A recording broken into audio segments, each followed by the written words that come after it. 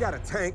It's easy to write off the Fast and Furious saga as being the pinnacle of meaningless popcorn cinema. However, anyone who does that is both wrong and stupid. See, even if we overlook the groundbreaking representation of bald men on the big screen, the Fast Saga is also responsible for some of the most profound pieces of writing in cinematic history. Thing about street fights, the street always wins. So today, we're going to be taking a look at the most meaningful bits of dialogue from every movie, and seeing what hidden wisdom lies within. Let's begin with the movie that started it all. This film really helped kick off the 21st century with a bang, and tricked people around the world into thinking that tuna fish sandwiches were an appetizing meal, and not just rebranded cat food. I like the tuna here. No one likes a tuna here. But one piece of this movie stands out above the rest, a piece of dialogue that would go on to resonate throughout the ages. I'm of course talking about Dominic Toretto's iconic mantra, I live my life a quarter mile at a time. Now, a lesser film analyst might mistakenly think that this line is referring to the importance of being mindful and living in the moment, that the past cannot be changed, nor the future controlled, so we might as well appreciate the present. But lucky for you, the film analyst for the writer's block is me, and me is an expert. Let's look again at that bit of dialogue. I live my life a quarter mile at a time. Nothing else matters, not the mortgage, not the store. For those 10 seconds or less, I'm free.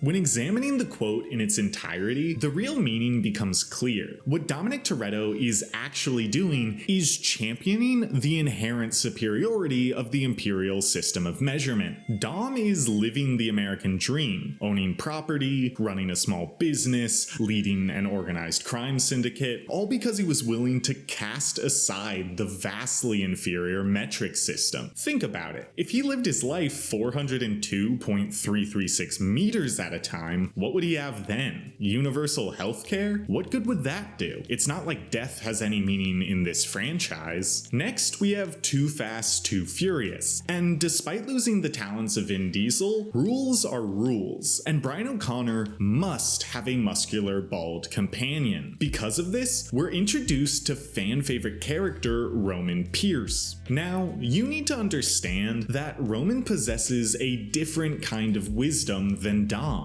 And this is exemplified perfectly through his ability to understand Brian. Much of the series focuses on Paul Walker's character trying to figure out who he really is. Maybe you're the bad guy pretending to be the good guy. And perhaps more importantly, who he wants to be. I'm working on it. Roman, however, knows that all these things are superficial, that at his core, Brian is above all else a crazy white boy.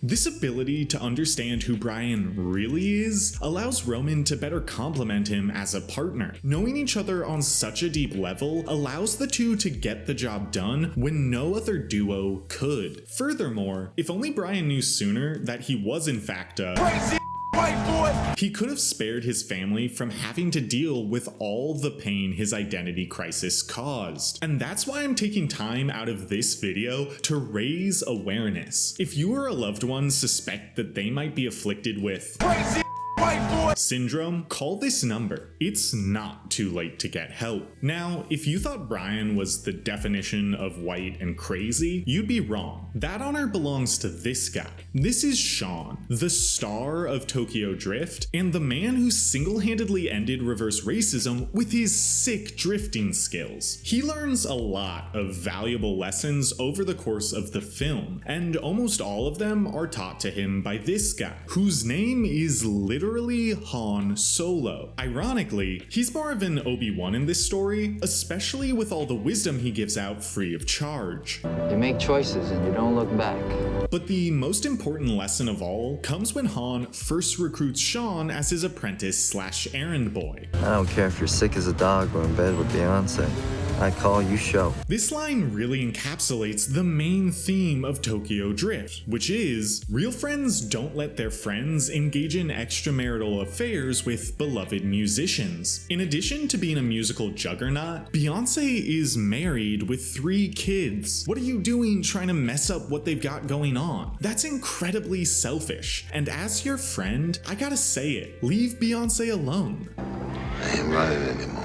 The fourth film, Fast and Furious, not to be confused with The Fast and the Furious, marked a soft reset for the Fast Saga. In addition to bringing back Vin Diesel as Dom, the movie also sets the tone for what it means to be an entry in this franchise. The heart of this series is, and always has been, the interpersonal relationships between the people in the cars. So in order to lead this group, you need to be a relationship expert. Luckily, that's exactly what Dominic Toretto is. Take a look at how Dom responds to Gal Gadot's attempt at flirting. So now that I know your taste in cars, what about your women?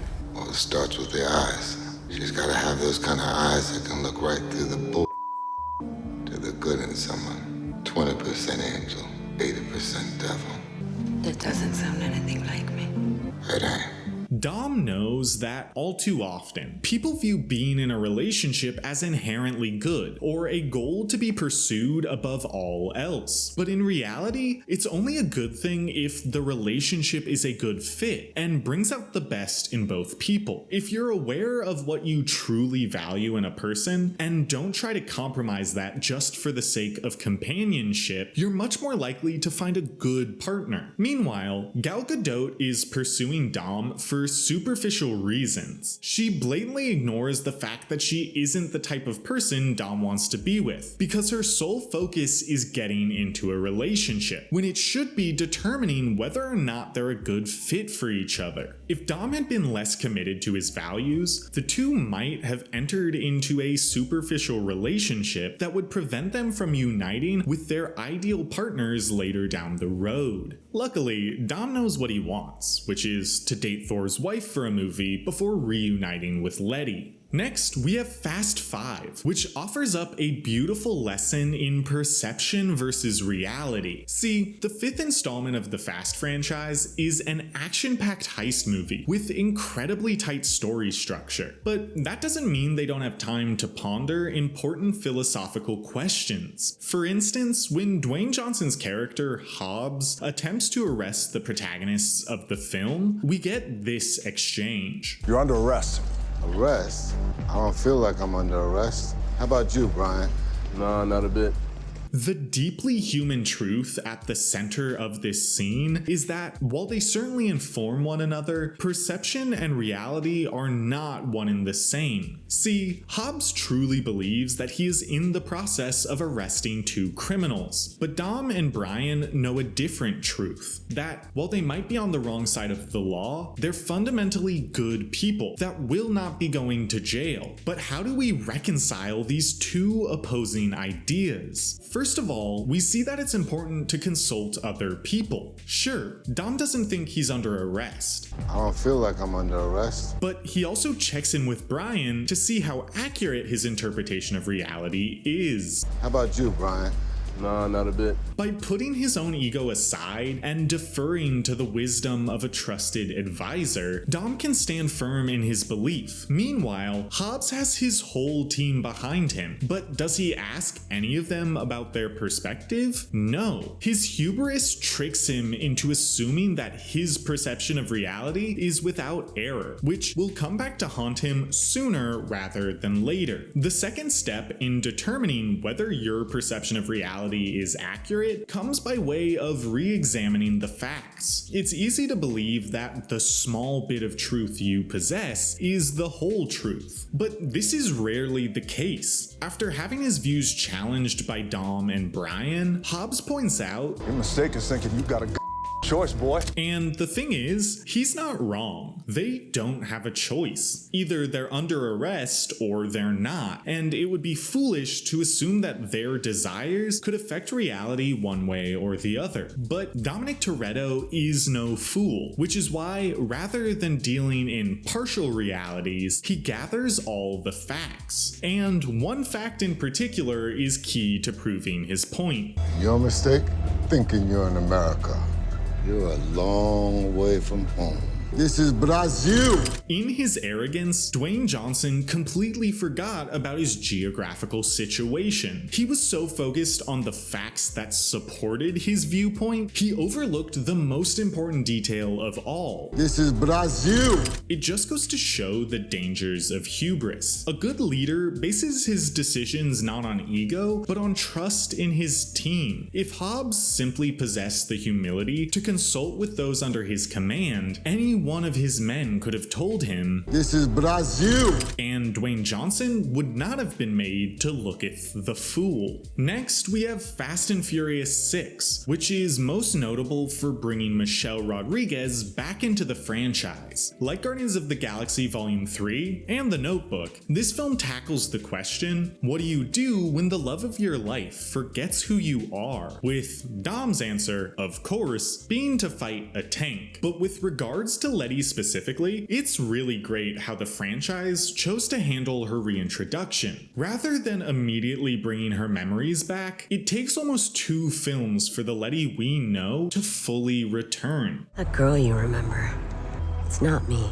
However, at her core, she's still the same person, which Dom is keenly aware of. Like it or not, you're still the same girl. All the aspects of Letty that Dom fell in love with are still readily apparent. It would be easy for him to put his desires above her own and pressure her into a romantic relationship before she's ready. But he doesn't do that. Instead, he gives her the time and space she needs to rediscover herself. So much so that in Furious 7, after her memories come flooding back, Letty asks him, Why didn't you tell me we were married?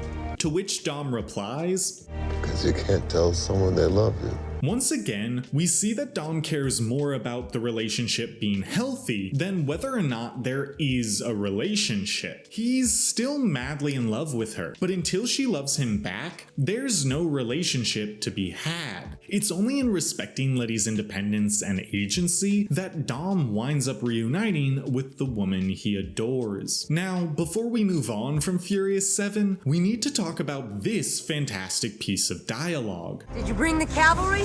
Woman, I am the cavalry. It's easy at times to feel like you're not enough, that the whole world is working against you, and that you're in desperate need of being saved. But when those feelings creep in, that's when you say to yourself, Daddy's gotta go to work.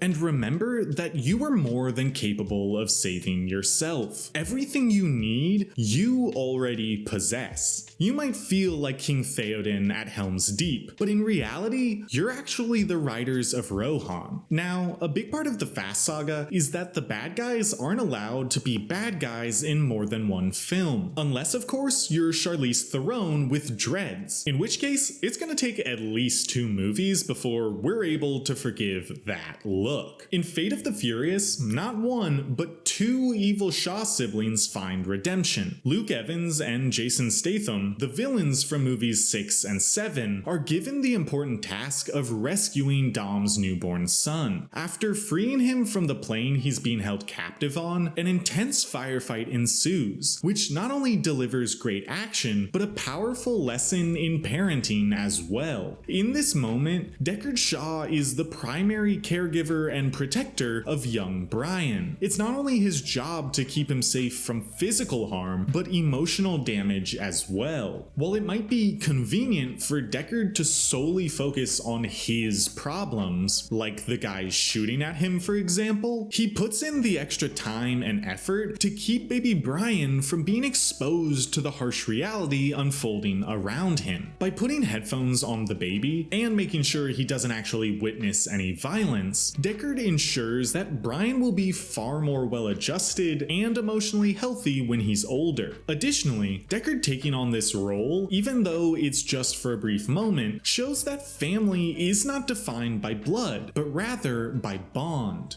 James Bond. Now, if you followed the behind-the-scenes drama of the Fast Saga, you probably have heard about the beef between 2 of the franchise's biggest stars. Their feud has stirred up a lot of drama, and it's honestly had a seriously negative impact on the overall storytelling. But what exactly caused this bitter rivalry between Cars and John Cena? Beaten Chillings, Sergeant.